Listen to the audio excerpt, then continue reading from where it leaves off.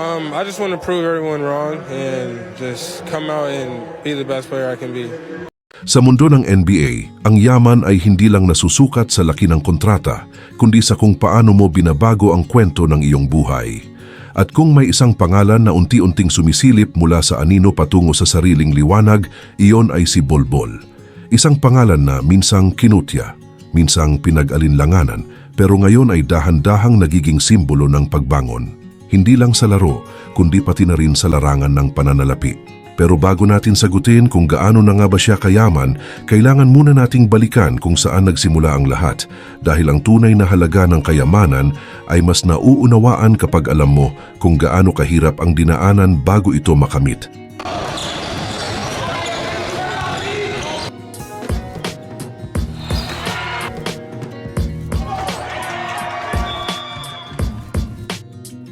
Si Bol Bol ay ipinanganak sa Sudan, isang bansang hindi kilala sa karangyaan kundi sa mga pagsubok.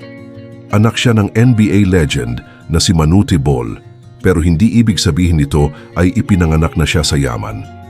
Sa katunayan, ang pamilya nila ay dumaan sa matinding pagsubok, kabilang na ang paglipat sa Estados Unidos upang makahanap ng mas maayos na buhay. Sa murang edad, natutunan ni Bol Bol na ang buhay ay hindi laging patas. Kahit may pangalan siyang dala, hindi iyon garantiya ng tagumpay. At dito, nagsimulang mabuo ang kanyang mentalidad, isang mentalidad na hindi umaasa sa apelyido, kundi sa sariling kakayahan. Bago tayo magpatuloy pa-like ng video at mag-subscribe sa aking channel, napakalaking tulong nito sa aming mga content creator. Maraming salamat po. Habang lumalaki siya, unti-unting napansin ang kanyang kakaibang tangkad at talento. Isang 7'2" na bata na kayang mag-dribble at tumira mula sa labas, isang kombinasyon na halos hindi pa nakikita noon. Dito nagsimulang magbukas ang mga oportunidad, scholarships, exposure at ang posibilidad na makarating sa NBA. Pero kahit may potensyal, hindi agad dumating ang pera. Sa katunayan, bago pa siya maging professional, ang kanyang pangunahing kayamanan ay ang oportunidad na makapaglaro at maipakita ang kanyang talento. Ang tunay na kita ay nagsimula lamang noong siya ay napasok sa NBA.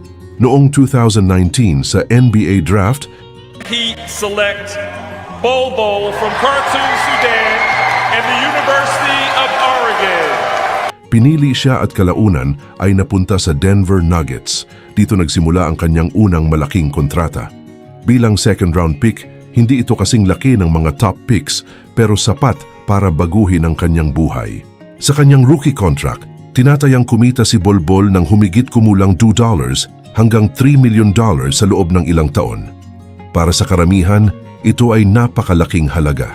Pero sa mundo ng NBA, ito ay itinuturing pa lamang na simula. Habang tumatagal, lumipat siya sa Orlando Magic kung saan mas nabigyan siya ng pagkakataon na maglaro at ipakita ang kanyang kakayahan.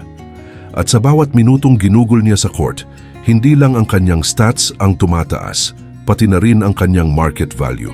Dito rin nagsimulang pumasok ang mas maraming oportunidad sa labas ng basketball. Bagamat hindi siya kasing dami ng endorsements kumpara sa mga superstars, may mga brand na nagsimulang makakita ng kanyang potential, lalo na sa kanyang unique image bilang isang unicorn player. Pagdating niya sa Phoenix Suns, mas naging stable ang kanyang career.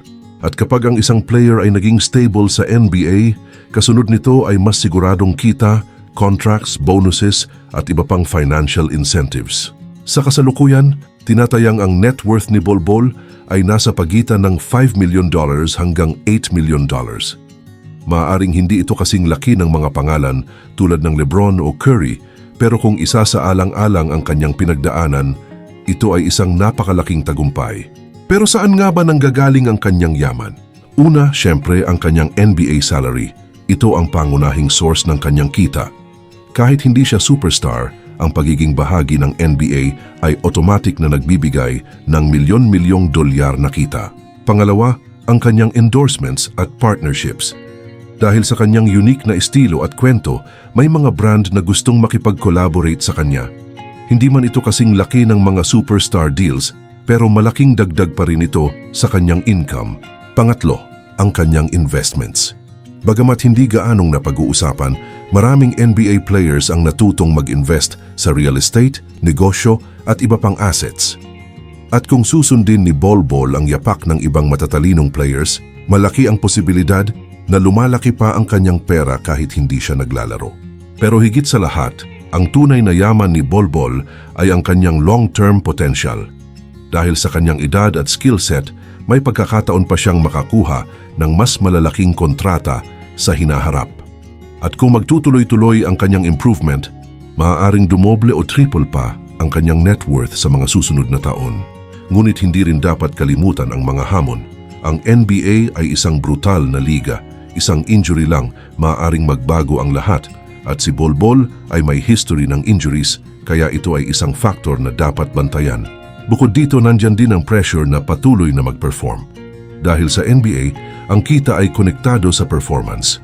Kapag bumaba ang laro, maaaring bumaba rin ang kontrata.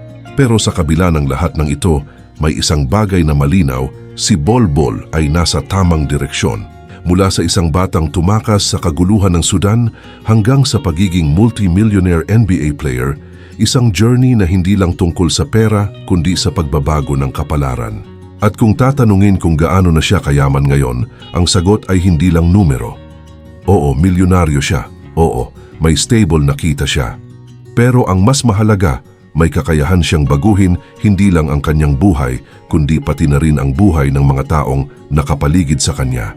Dahil sa dulo ng lahat, ang tunay na kayamanan ay hindi lang nasusukat sa laman ng bank account, kundi sa kung gaano kalayo ang narating mo mula sa iyong pinanggalingan. At sa kwento ni Bol Bol, malinaw ang sagot. Malayo na, pero marami pang mararating. At dito lalong nagiging kapana-panabik ang kwento ni Bol Bol. Dahil kung iisipin mo, ang kasalukuyan niyang yaman ay tila prologue pa lamang ng mas malaking kabanata na paparating. Sa mundo ng NBA, isang breakout season lang ang kailangan para tuluyang magbago ang lahat. Isang season na maaaring magdala ng mas malalaking kontrata, mas maraming endorsements, at mas mataas na respeto mula sa buong liga. Isipin mo ito, isang dating underdog na ngayon ay unti-unting kinikilala. Kapag ang ganitong narrative ay nagtuloy-tuloy, hindi malabong maging isa siya sa mga pinaka-interesting success stories sa modern NBA. At kapag dumating ang panahong iyon, ang kanyang net worth ay hindi na lamang milyon. Maaari itong umabot sa level na dati ay tila imposibleng maabot. Pero ang tunay na tanong ngayon ay hindi na lang kung gaano siya kayaman, kundi kung gaano pa siya kayaman sa hinaharap.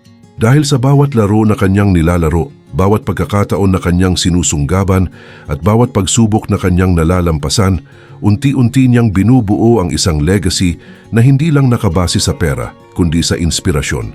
Kaya sa susunod na marinig mo ang pangalang Bol Bol, tandaan mo ito, hindi lang ito kwento ng isang basketball player. Isa itong paalala na kahit saan ka magsimula, may posibilidad kang makarating sa tuktok, basta hindi ka titigil. At ngayon tanong ko sa'yo, handa ka bang subaybayan ang susunod na kabanata ng kanyang pagyaman?